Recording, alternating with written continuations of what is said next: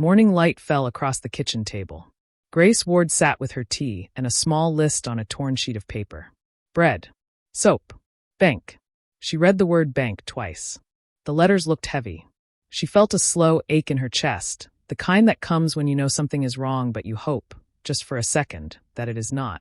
Her son Mark arrived early, smiling too fast. "Ready, Mom?" "It's just routine," he said. His voice was soft, kind on the surface. His eyes were not. They moved over the counters, the keys, the mail. His wife Kayla followed behind him with a folder pressed tight to her side. "We'll get you all set," Kayla said. "Less stress. One signature and done." Grace folded her list. She stood up slowly. "Let me get my sweater," she said. In the bedroom, she opened a small wooden box. Inside was her late husband's tie pin. A tiny dot sat in the center where a gem should be. Beneath it, a thin wire. The pin was a recorder. She had bought it after hard nights of worry and one quiet meeting at the bank with a manager who listened. She pinned it to her collar with careful hands. She checked her purse. Wallet. ID. A plain envelope with 4 words written on a card inside. She took a long breath. She moved back to the living room. Mark grabbed the house keys before she could. "I'll drive," he said. He held the door open but did not step aside. Kayla smiled. "We'll be back before lunch." In the car, the air smelled like a strong new scent. Mark had sprayed something to cover the stale odor of fast food. The radio played low. He talked about the weather, about a sale at the hardware store, about how banks make things too hard for older people. "We're just helping, Mom," he said. "You taught me to take care of family." Grace watched the road. Trees passed, bending in the wind. She thought about the years when Mark was small and ran across this same street with a baseball glove and a laugh that echoed. The memory broke her heart a little. She did not speak. She saved her breath. At a red light, Kayla flipped the folder open and angled it toward Grace. Lines of print covered the pages. "These are the forms," she said. "They put everything under one roof. So simple." She tapped a page. "Here. Initial here. It just means they can talk to me if the bank needs anything." Grace looked at the spot Kayla tapped. She saw the words "Power of Attorney" in bold letters above. She did not point to them. She did not argue. She closed the folder with one finger and handed it back. The bank branch sat on a corner of the small town road. Glass windows. Bright signs. A row of potted plants at the door. People went in and out with quiet faces. Mark parked close to the entrance. He rushed to open Grace's door before she could reach for the handle. "Careful," he said, as if she might fall. She stepped onto the curb and stood tall, even though her knees were stiff. Inside, the air was cool. A faint smell of coffee drifted from somewhere behind the counter. The teller line was short.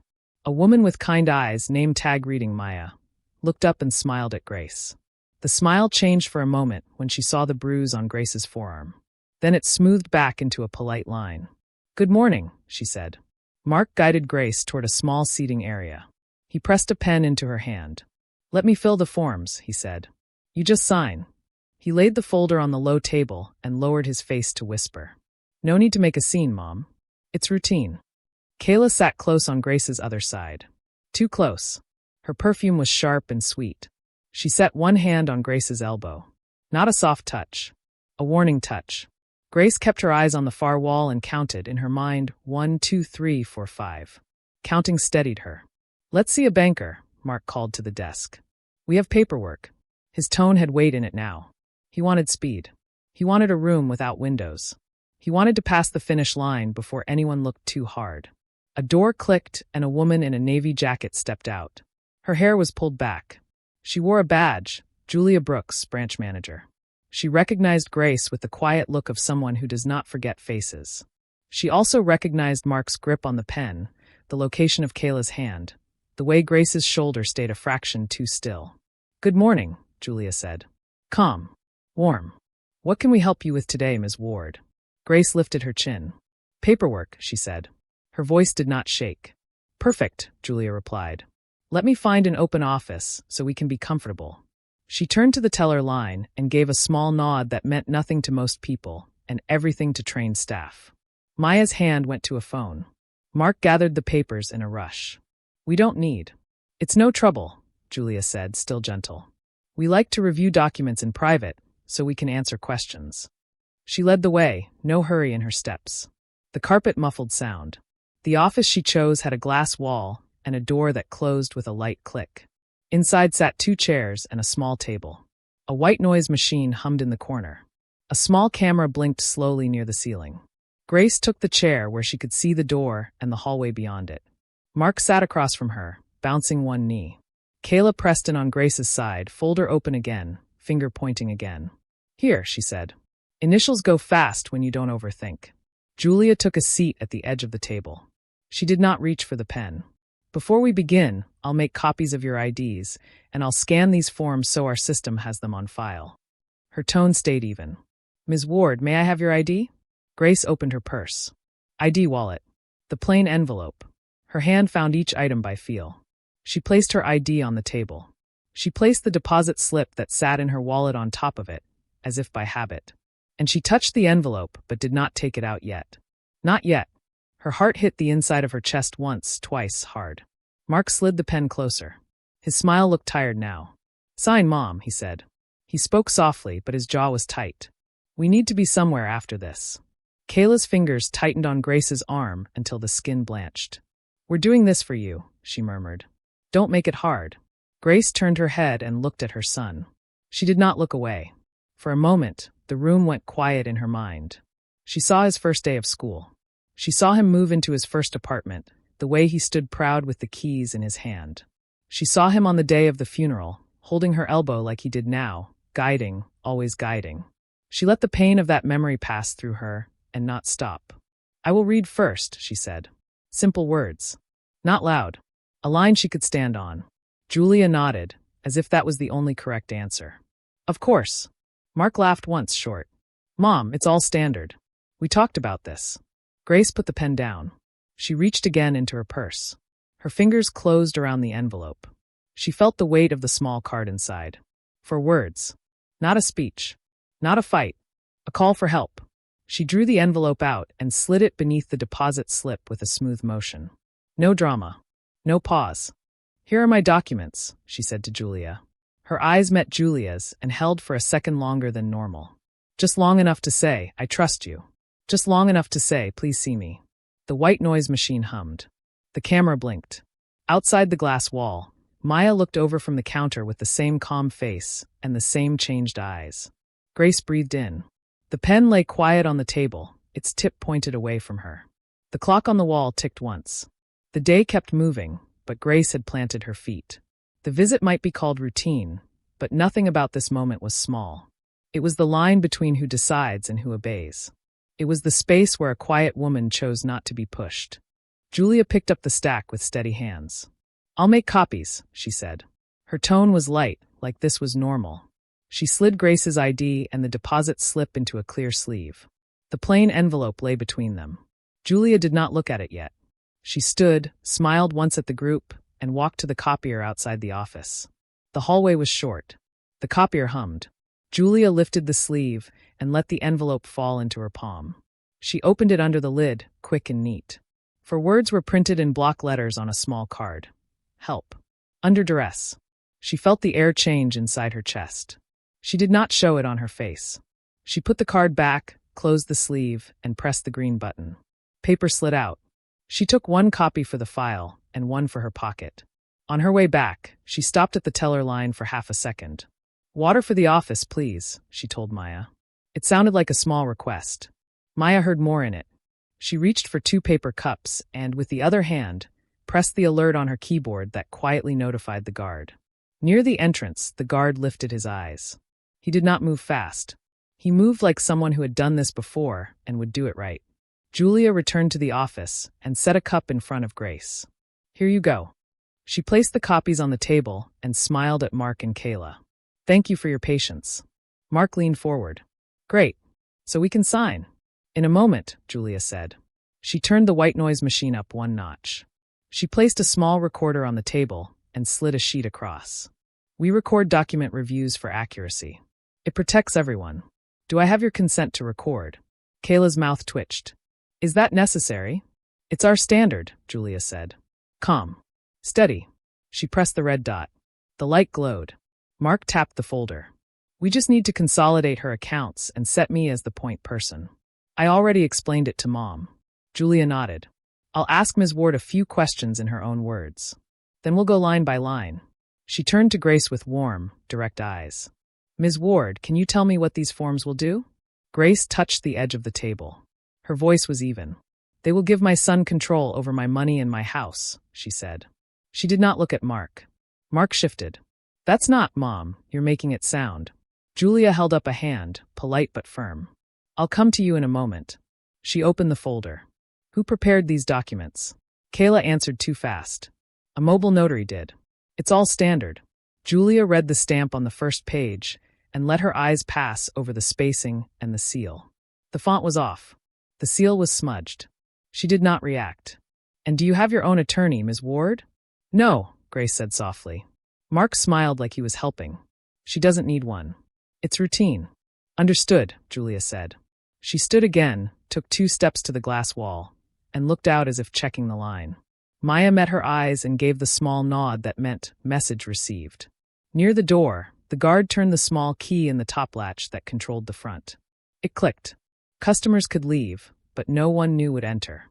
The branch went a shade quieter, like a room holding its breath. Julia came back and sat. She folded her hands. Before we continue, I need to verify the power of attorney with the notary office and with our legal team. That can take a few minutes. She smiled toward the lobby. In the meantime, I'd like to confirm some account details with Ms. Ward in private. It's part of our Know Your Customer rules.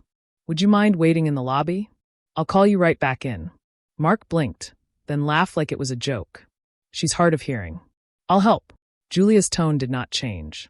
For KYC, I must speak to the account holder alone. She glanced at the guard, who took 1 step closer to the door. It won't be long. Kayla's fingers tightened on Grace's arm, then let go. Fine, she said, voice bright. We'll be right outside. Mark stood slowly, keeping his eyes on Grace as if he could make her move by will alone. He placed both hands on the back of the chair and bent down close. Don't make this messy, he said under his breath. We have plans today. The recorder in Grace's tie pin caught every word. Grace kept her gaze on Julia. She did not blink. The door closed. The white noise hummed. The room felt bigger without Mark and Kayla in it. Julia gave it a beat, as if letting the air settle. She leaned forward, elbows on the table, voice low and kind. Grace, she said, using her first name for the first time. I read your note. Grace's face softened for a second, then pressed tight again.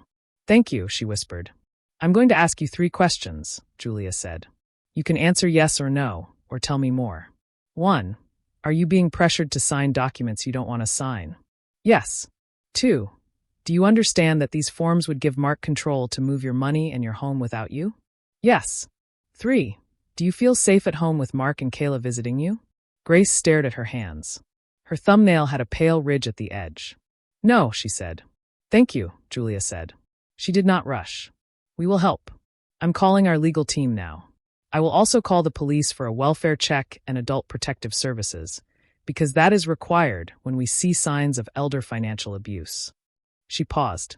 Do you want us to contact someone you trust? A friend or family member who is not here. My older son, Grace said. Ben, do you have his number? Grace did.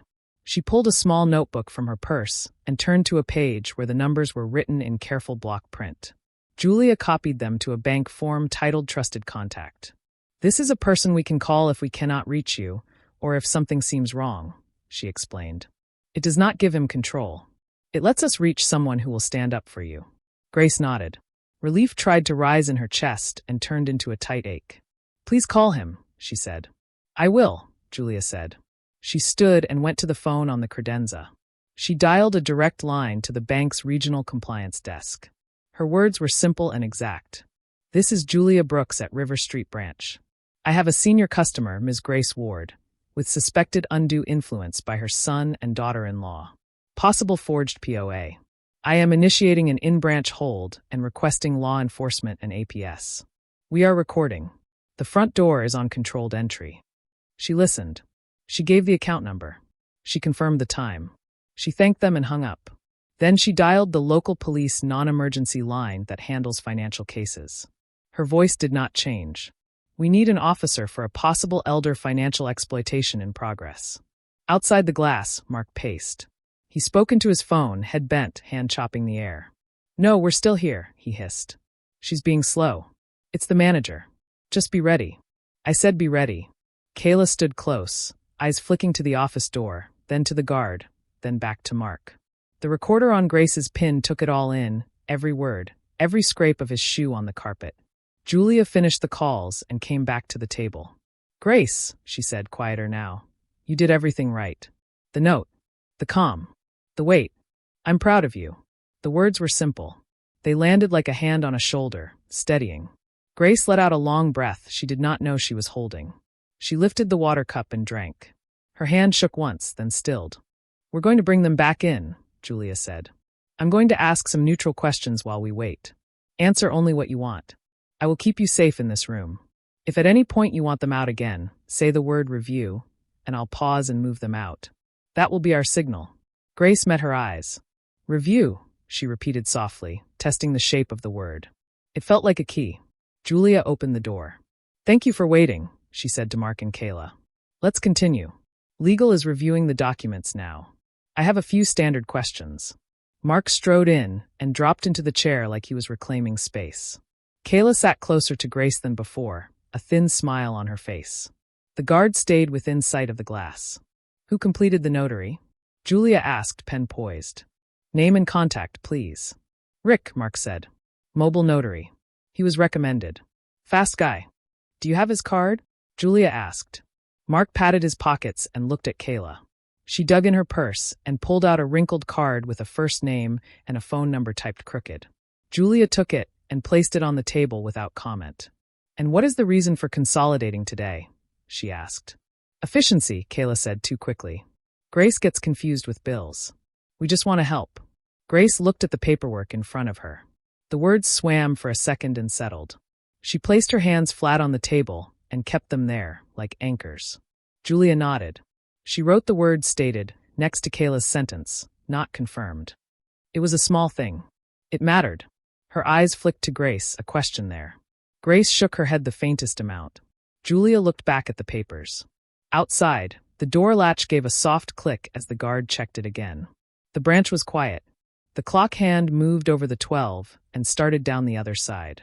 Somewhere far away, a siren rose, not loud yet, a thin line of sound drawing closer through the town streets. Mark leaned in and dropped his voice. Can we move this along? He said. We have an appointment after this. We will proceed as soon as legal clears the documents, Julia said. She met his eyes and did not look away. Until then, nothing is signed. Grace kept breathing in a slow, even rhythm. The recorder sat cold against her collarbone. The water cup left a ring on the table. She placed the pen beside it, tip still capped. She felt the change in the room, even if Mark did not. The visit had shifted. The part where she was led was over. The part where she was heard had begun.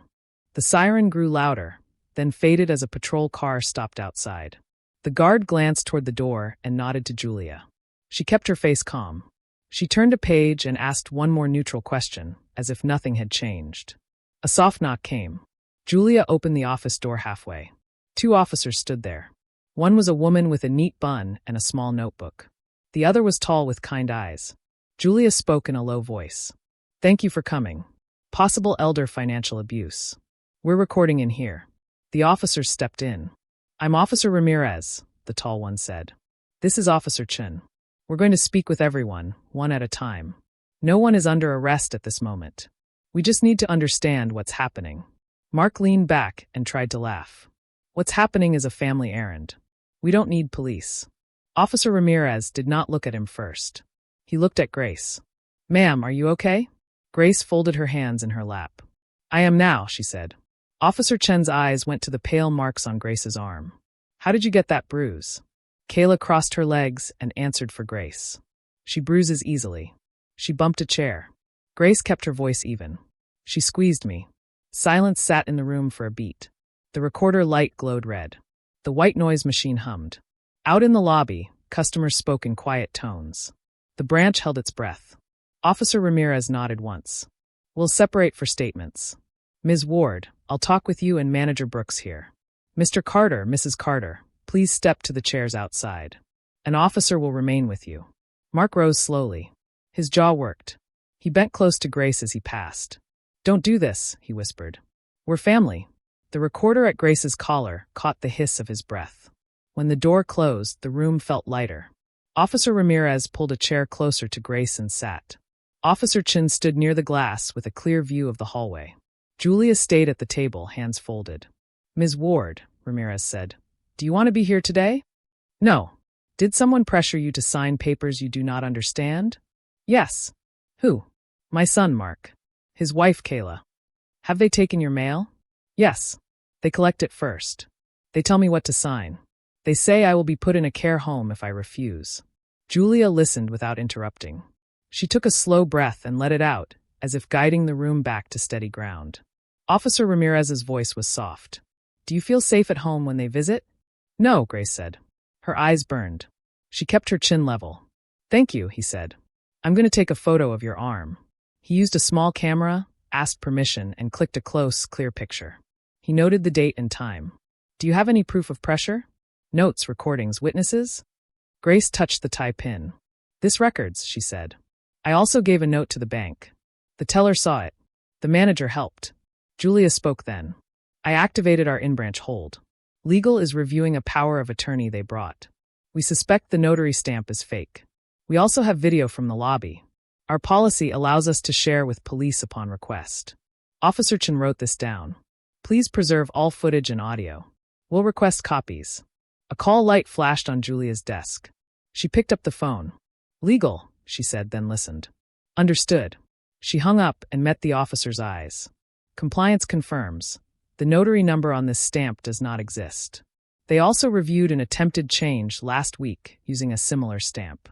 We rejected it then. Pattern suggests forgery."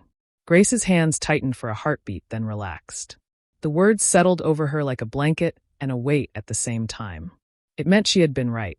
It also meant her son had crossed a line you cannot uncross. There was another knock. The guard opened the door carefully. A man in work boots and a dusty jacket stood behind him, chest rising fast. "I'm Ben Ward," he said. "My mom called. Or the bank did. They said she needed me." Grace stood before she knew she would. "Ben," she said. Her voice cracked on his name. He crossed the small space in 2 steps and took her hands. He did not hug her hard. He held her like something fragile and strong at the same time. "Are you okay?" he asked. "I am now," she said again. Officer Ramirez explained in short, clear lines. Ben listened with his jaw clenched and his eyes wet. He nodded once. He looked at Julia. "Thank you," he said, and meant it. Through the glass, Mark saw Ben and went still. His face shifted from surprise to anger to a smooth smile in a second. Kayla angled her body to speak into his ear. Mark's hand lifted as if to push the door. The guard moved an inch. Mark's hand dropped. "We're going to bring them back," Officer Chin said. "We'll keep voices level. We need clean answers on record." They came in and took their chairs. Mark spoke first. "Mom is confused. She mixes up dates and loses bills. We're helping." Officer Ramirez kept his voice the same.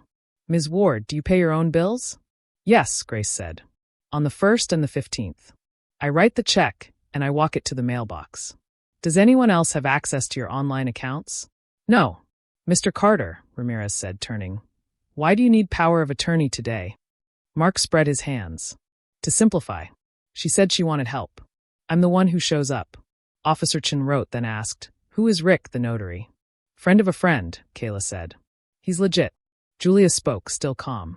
"Our legal department could not find his commission. The stamp number is not valid. That is a crime." Kayla's face held a smile that did not match her eyes. "Maybe it's a typo." Ramirez wrote this down and did not react. He asked for dates, for places, for times. He asked who printed the forms, who brought them to the house, who carried the mail. He asked where Mark had been last Thursday at 3, when the bank had blocked the earlier attempt. Mark said he was at work. His eyes slid away. Kayla said she did not remember. Her heel tapped the floor in a fast, thin rhythm. Outside, the branch moved on a slow track. A printer purred. Someone laughed softly near the ATM. Inside, the room felt tight and bright. Ben sat quiet, hands on his knees. When he spoke, his voice was low but strong. "Mark," he said, "you can tell the truth now, or you can tell it later with cuffs on." Mark snapped his head toward him. "You always thought you were better." Ben did not rise. "No," he said. "I work with my hands. That's all." The recorder caught the sharp inhale from Kayla. She leaned toward Mark. Stop, she whispered. Just stop talking. Julia's desk phone flashed again. She lifted it and listened. Thank you, she said, then put it down. The bank has placed a temporary hold on any changes to Ms. Ward's accounts, pending the outcome of this review, she said. As of now, no funds will move. No titles will change. Nothing will be signed. Mark's patience shattered. He pushed his chair back so hard it scraped the floor. You can't tell us what to do, he said, voice rising. This is family. Officer Ramirez stood. He did not raise his voice. Sit down, sir, he said. Now. Mark sat. The room steadied. Julia looked at Grace. Would you like a short break? She asked. Grace looked down at her hands. They were steady. No, she said. I want this finished. Officer Chin nodded. Then we'll do one more thing. We'll play back a small piece of today's recording for the record. Then we'll step outside while Manager Brooks checks a document. She glanced at Julia, who understood. Julia pressed a button. The room filled with the sound of Mark's whisper from earlier. Don't make this messy. We have plans today. Then the softer but clear words from the lobby video. Kayla's voice, low and sharp. Initials go fast when you don't overthink. The sound ended. The room was quiet again. No one spoke for a long breath. Officer Ramirez looked at Grace. We're close, he said. Stay with me. Julia stood and gathered a slim folder from her drawer. She placed it on the table but did not open it yet. She looked at Grace, then at Ben, then at the officers. There is one more piece you should see, she said. It will explain why nothing here can hurt Ms. Ward today. Mark's face changed. Fear flickered. Kayla gripped the chair arms. Ben's hand found his mother's and held on. The guard checked the latch one more time. The bank hummed on. The door stayed shut. The room, at last, belonged to the truth that was about to be said. Julia opened the slim folder. The pages were clean and clipped. She placed the top one on the table so everyone could see. This is a copy of a trust, Julia said. Her voice was steady. It is signed and dated 3 weeks ago. It lists Grace Ward as the grantor. It names Grace and her older son, Ben Ward, as co-trustees. Her home and savings are already inside this trust. Mark stared at the page like it was written in another language. What does that even mean? It means, Julia said, that even if Grace signed your papers today, nothing would move. The trust controls her assets. Not you. Kayla gave a small, sharp laugh. You're bluffing. Julia slid the second page across. It showed the date, the signatures, and the title to the house transferred into the trust. We verified this with our records this morning, she said. It is active. Silence fell like a dropped blanket. Then Mark spoke, low and tight. You did this behind my back? Grace met his eyes. I did this to protect myself. Mark's face changed. Pride collapsed into panic. You think you're so clever, he said. You think you can make me look like a thief. Officer Ramirez shifted his weight, calm and ready. No one is calling names, he said. We are describing actions. Kayla leaned forward, voice sweet and thin. Grace, we only wanted to help. You're tired. Bills are hard. We were trying to keep you safe. Grace looked at the faint bruise on her arm. She looked at the pen Mark had pushed into her hand. She looked at Julia, who did not look away. Safe does not hurt, she said. Julia turned the small recorder toward the center of the table. For the record, she said, this branch received a note that said help. Under duress. We observed a customer being pressured to sign legal documents. Legal has confirmed the notary stamp is false. We have video of physical pressure. We have audio of threats. Officer Chin lifted her pen. Mark Carter, did you bring these documents into the bank today to get Grace to sign? Mark opened his mouth. Closed it. Opened it again. His eyes flicked to the door. There was nowhere to go. Yes, he said finally. Did you know the stamp might not be valid? She asked. He hesitated. I trusted someone. I don't know notary stuff. Who is someone? Officer Chin asked. Mark rubbed his face. A guy my friend knows, he muttered. He said it was fine. Ramirez nodded once, as if that answered a box on his form. He turned to Kayla. Mrs. Carter, did you put pressure on Grace's arm today? Kayla's smile froze. I touched her so she would not lose her place. We have video that shows force, Ramirez said. We also have photos of the bruise. Do you want to change your answer? Kayla's eyes went flat. No. Julia folded her hands. Grace, she said, you and I met 2 weeks ago. You asked questions about safety. You made a plan. Today, that plan worked. Grace felt tears rise. She did not let them fall yet. "Thank you," she said. Ben squeezed his mother's hand. "You did this," he said softly. "You saved yourself." Outside the office, the bank kept moving. Inside, the story had reached its end. The end was not loud. It was clear. Officer Ramirez stood. "Mr. Carter, Mrs. Carter," he said. "You are being detained for investigation into attempted financial exploitation and forgery. You will come with us now." Mark shoved back his chair again, but the energy was gone from his body. It bumped the carpet and stopped. He looked at Grace like a child about to fall. "Mom," he said, voice breaking. "Don't let them. Please." Grace's throat ached. She loved her son. She also loved the truth. "I am your mother," she said. "I am not your target." Kayla stood without looking at anyone. "I want a lawyer," she said. "Right now." "You can request one at the station," Ramirez said. He nodded to the guard and to Officer Chin. They guided Mark and Kayla to the door. The latch clicked. The sound was small and final. When the door closed, the room breathed. The recorder light still glowed. Julia pressed it off. The red dot went dark. Grace sat very still. Then the tears came, quiet and steady. Ben pulled his chair close. He did not say it's okay. He did not make promises he could not keep. He held her hand and let her cry. Julia brought a box of tissues from the shelf and set it within reach. "We will file our reports," she said. "We will preserve the video and audio. We will provide them to the police. We will place alerts on your accounts so any unusual activity is flagged." Grace nodded. "I want to press charges," she said. The words were heavy and right. "I will not be quiet about this." "You don't have to be," Julia said. A soft tap sounded at the glass. Maya stood there with 2 fresh cups of water. She set them inside the door and gave Grace a small, brave smile. Grace smiled back. It felt like the first time her face had done that today without effort. Officer Ramirez returned after a few minutes. "They're on their way to the station," he said. "We'll be in touch about statements and next steps. Do you have a safe place to go?" "Home," Ben said. "With me there. I'll change the locks today. She won't be alone." Ramirez nodded. "Good," he said. He handed Grace a card. "If they contact you, call this number. If anyone shows up at the house, call 15. We'll add patrol checks for a few days." They left. The office felt larger again. Julia gathered the copies and the trust papers and placed them in a neat stack for Grace to take. "Do you want me to walk you out?" she asked. "Yes," Grace said. They moved through the lobby. People looked up and then looked away, kind in the way strangers are when they know something hard just happened. At the door, the guard unlocked the latch and held it open. Warm air touched Grace's face. She stepped out into the afternoon. Ben drove. The radio was off. The town rolled by like a calm river. At a light, Ben spoke. "Mom," he said. "I should have seen it sooner." Grace shook her head. "You see it now," she said. At the house, Ben took out his tool bag and went to the front door. He changed the locks with clean, sure movements. He installed a small camera above the porch. He wrote down a list: stop mail forwarding, new phone passcode, no unannounced visits. Grace made tea. The kettle sang.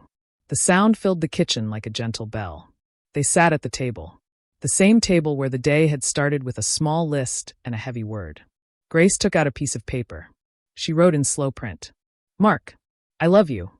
I want you to get help. But you cannot come to my house. You cannot touch my money. You cannot decide for me. If you change, we can talk. If you try to take from me again, I will call the police again. Mom." She folded the letter and set it aside. She drank her tea. Her hands were steady. Evening light reached across the kitchen floor. Ben checked the new locks a final time. The house felt different. Not new. Not untouched. But safe. Grace stood at the sink and looked out at the small garden she and her late husband had planted years ago. The wind moved the leaves. She thought of the word that started the day: routine. She smiled once at the lie of that word. Today had not been routine. Today had been a choice. She turned off the light and walked to the living room. The house was quiet, but not empty. It was hers. It would remain hers. And that, at last, was enough.